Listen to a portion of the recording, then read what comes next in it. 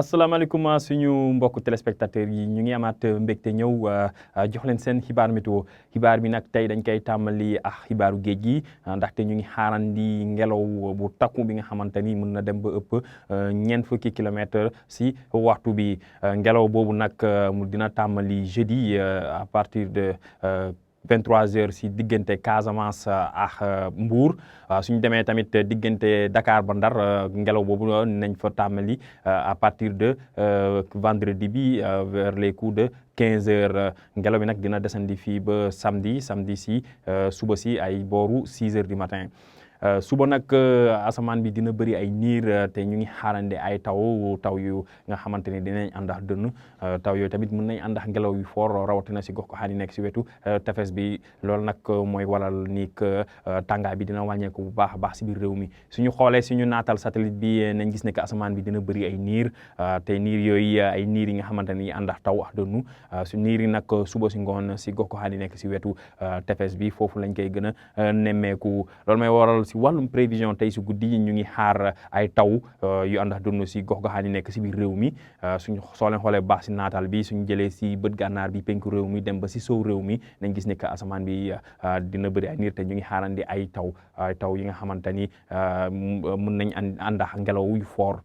wàllum tàngaay guddi bi nañ gis ni que dina wàññeeku bu baax rawatina si gox-goxaan yi nekk diggante Thiès Fatick foofu ñu ngi fay xaar ñaar fukki degré ak ñaar suñu demee tamit si penku réew mi ak si bët gànnaar réew mi foofu tamit tàngaay bi dina fa wàññeeku bu baax ñu fay xaarante ñaar fukki degré ak ñaar tamit ñu koy xaarante diggante Kaffrine dem ba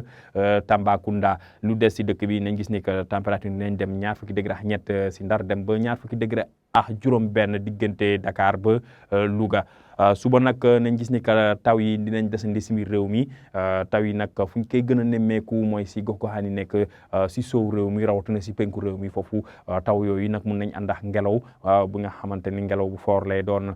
suñu xoolee bu baax tamit suñu naatal bi dañ gis ni que tàngaay bi dina wàññeeku bu baax a baax soo leen xoolee goxaan yi nekk si bët gànnaar réew mi diggante Podor ak Matam foofu lañ doon tàmm di am tàngaay bu metti mais nañ gis ni que suba tàngaay bi dina fa wàcc bu baax ndaxte température nañ dem ba fanweeri degré ak ñett diggante Podor ak Matam fanweeri degré ak ñeent mooy température bi nga xamante ni bu gën a mag moom la ñuy natt si gox-goxaan nekk si wetu Linguère suñ demee lu des si dëkk bi nañ gis ni que température dinañ dem fanweeri degré ba fanweeri degré ak benn wante fu muy gën a wàcc mooy diggante Kaffrine ak Kédougou foofu taw yi dinañ fa bëri lool ba nga xamante ni que tàngaay bi dina wàññeeku bu baax ñu fay xaarandi ñaar fukki degré ak juróom-ñeent kon mbokk yi ñu ngi ñaax suñu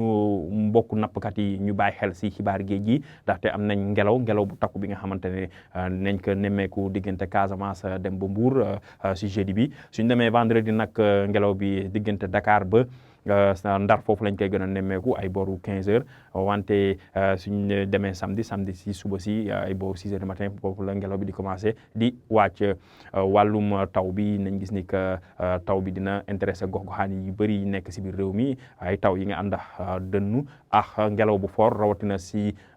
suba jeudi si ngoon si gox-goxaan yi nekk si wetu tefes bi foofu nañ fa nemmeeku ak ngelaw bu bëri kon mbokk yi lii la ñu amoon si xibaar météo ñu ngi leen di dox di daje ba suba di leen feetu Ashura bi ak feetu Tamara di leen baalu àq bu baax a baax